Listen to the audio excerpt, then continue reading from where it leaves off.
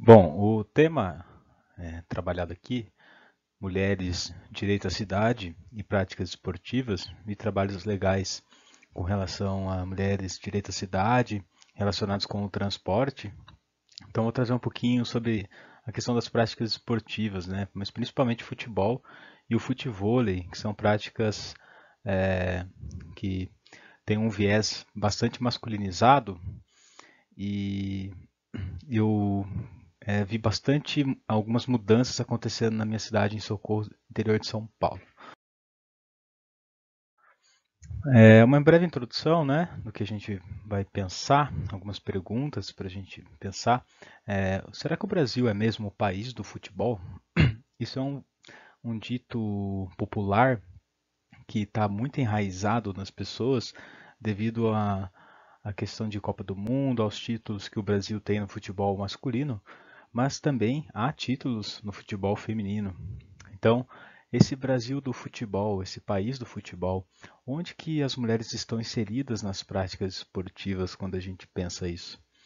E se faz bem, que mal tem, ou seja, se é uma prática, um esporte que faz bem para a saúde, que mal tem as mulheres utilizarem dessa prática em benefício da sua saúde. E todo esse problema da questão de visibilidade do futebol masculino, mas não do futebol feminino, por exemplo, ou outras práticas esportivas, skate, surf, por que que a gente, essa questão ela é cultural? Bom, dados que nós temos, para a gente ter uma ideia, entre os anos de 1941 a 1977, ali no comecinho da era Vargas até o período da ditadura militar, as mulheres foram proibidas por lei de praticarem futebol. As mulheres não se permitiram a prática de desportos incompatíveis com as condições de sua natureza. Para isso foram criadas instruções normativas pelas entidades esportivas da época, lá na era Vargas, Decreto 3.199, de 14 de abril de 1941. E durante todos esses anos, o esporte foi considerado masculino, portanto, não permitia a prática do sexo feminino. Giovanna Capucin e Silva publicou um livro, Mulheres Impedidas, a proibição do futebol feminino na imprensa de São Paulo. Com a sua pesquisa, Giovanna destaca que mesmo com a proibição do esporte no país, as mulheres nunca pararam de jogar futebol, seja na várzea ou em eventos de caridade. Elas sempre desafiavam a tensão entre a essência feminina, idealizada pela era Vargas, e a reafirmação da masculinidade presente nos jogos. A resistência do Estado muitas vezes era o menor obstáculo que elas encontravam para poder jogar futebol, escreve a historiadora Giovanna. Os olhares e comentários repressores recebidos das famílias, amigos e companheiros podiam pesar-lhes muito mais do que qualquer resolução de órgãos estatais. Após 4 décadas de a regulamentação do futebol feminino veio em 1983 graças à luta de jogadoras e à relevância econômica social. A proibição, no entanto, tem reflexos negativos no esporte até hoje, como pouco incentivo ao futebol feminino e a falta de patrocinadores. E com relação à saúde e qualidade de vida, né, um direito de dignidade, um mínimo, né, a saúde consta na Declaração Universal dos Direitos Humanos de 1948, no artigo 25, que define que todo ser humano tem direito a um padrão de vida capaz de assegurar-lhe e à sua família saúde e bem-estar. Então, por que uma prática que pode trazer benefícios para a saúde foi durante tanto tempo proibida para as mulheres, né? E sobre as cidades e os esportes, a importância, né, das políticas dos municípios, quando a gente pensa o direito das mulheres no espaço urbano, muito disso está associado com as políticas dos municípios, né? A saúde, o bem-estar, a qualidade de vida tem relação com esse lazer, com o que a cidade oferece. Quanto mais condições as cidades proporcionarem aos moradores, mais incentivo eles terão de sair de suas casas e praticá-las. Diferenças e desigualdade entre homens e mulheres eram social e culturalmente construídas e não biologicamente determinadas. Sendo assim, a construção social do sexo através do gênero foi e continua sendo como um conceito que se opõe ou complementa a noção do sexo com seus componentes comportamentais, atitudinais e traços de personalidade que a cultura se inscreve sobre o corpo sexuado. O fato de haver separações bem claras no esporte de alto rendimento, por exemplo, no que diz respeito ao feminino e masculino, o mesmo não é constatado quando a prática inicial, né, do esporte, atividade física, só a gente pensar nas escolas, por exemplo, o que se evidencia na observação, né, de meninos e meninas em uma quadra, praticando futebol, qualquer outra atividade esportiva. Nesta fase, onde o setor cultural não está presente de maneira tão incisiva, tanto um quanto o outro possui chances iguais de prática da atividade, bastando ter habilidades suficientes necessárias para o tempo que durar a atividade, por exemplo. A gente pode observar de maneira interessante que a questão de gênero não é um fator determinante para a composição das equipes, tanto para as meninas quanto para os meninos, considerados mais fracos e menos habilidosos, passam pela experiência da exclusão da participação mais limitada durante a execução dessas atividades.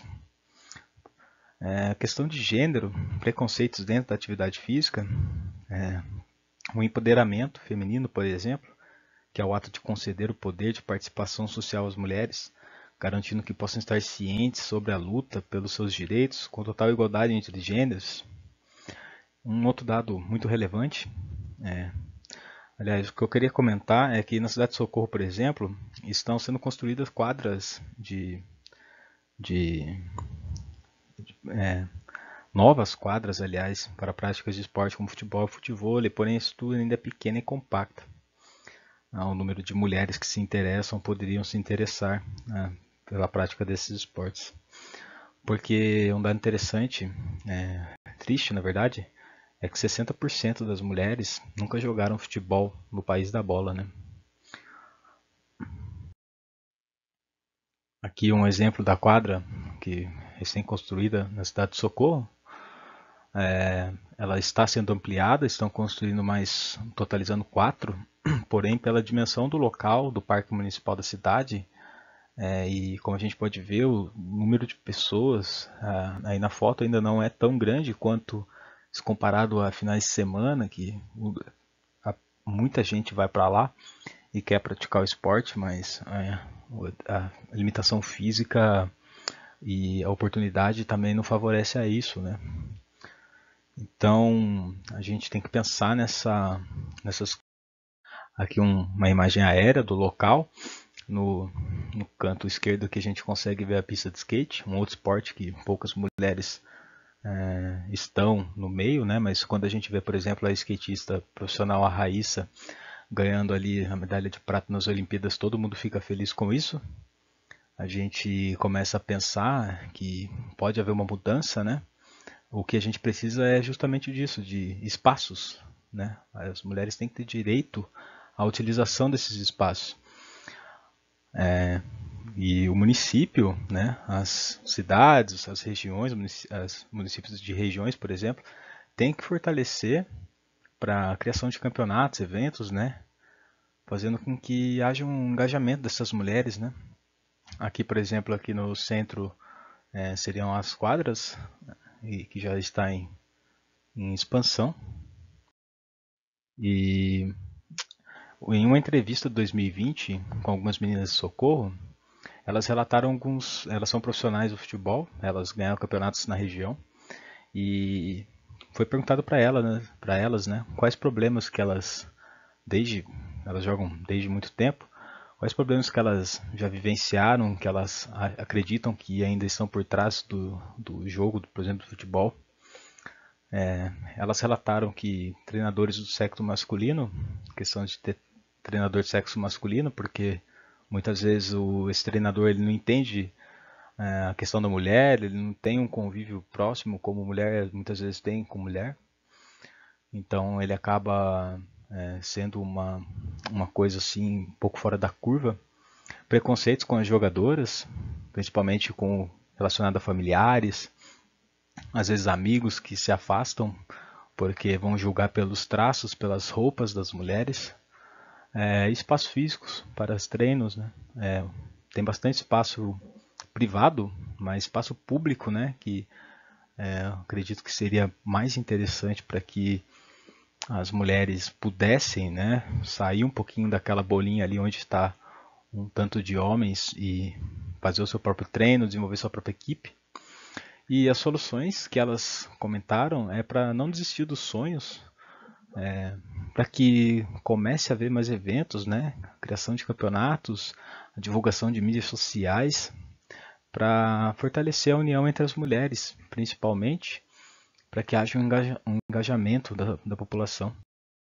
E um último exemplo, né, bastante conhecida, ou talvez não, mas a Marta, por exemplo, ela nasceu em 86 em Dois Riachos, Alagoas. Ela começou a jogar futebol num centro alagoano em 99 e a sua carreira profissional se iniciou logo no ano 2000.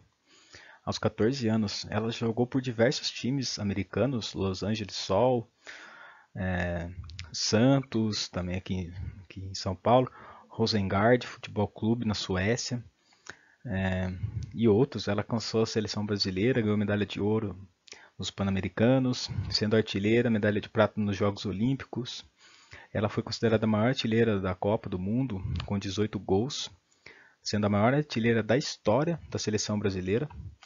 Ela ganhou a bola de ouro e outras inúmeras conquistas. E tem uma entrevista muito bonita dela na ESPN, que ela, após a premiação da bola de ouro, ela chorou por ser a primeira mulher a ganhar o prêmio e trouxe à tona questões de desigualdade no esporte, tanto financeira quanto de gênero, a importância do engajamento das marcas nos patrocínios e a valorização do futebol feminino. Bom, é isso, muito obrigado.